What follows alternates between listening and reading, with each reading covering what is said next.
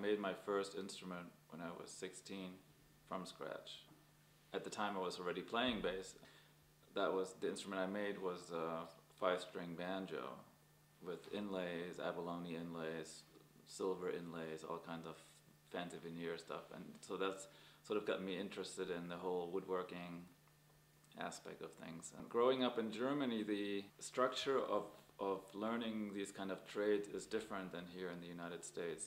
They're very formal schools where you go to or you apprentice with the maker, and then you go to trade school after hours and those kind of things. I talked to several violin makers in my town about, wanting to become a violin maker, especially, because I played bass at the time, bass maker, which there weren't really any around me. They said, oh, if you're going to do this, you're going to have to give up your playing and focus on the craft and just do the work. But by then I was already playing in the German Youth Symphony, and I was like, okay, I'm not going to give up playing. It's too much fun just to sit somewhere and fix somebody else's broken violins. So I decided to pursue the performance aspect for my career first. Although all along the making and repairing and everything was of major interest. I read every book there is. I talked to every violin maker I could get my hands on. I worked on a freelance basis with them, apprenticing sort of loosely, but not in this sort of structured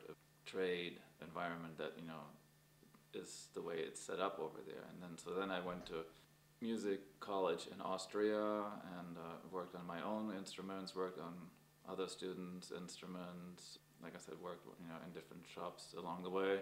Went to all the trade shows, met all the makers, and all that kind of stuff. So all along, it's been like a passion of mine. After, 4 or 5 years or something of studying performance in Europe and Austria and Germany, I got a scholarship to come to the United States to pursue jazz studies here at Berkeley in Boston. My teacher said, oh, I have this old bass, do you think you can do something with it? It's, it's really messed up, I got it for cheap and whatever. And I'm like, yeah, sure, give it to me. So that was the first one I fixed here in this country.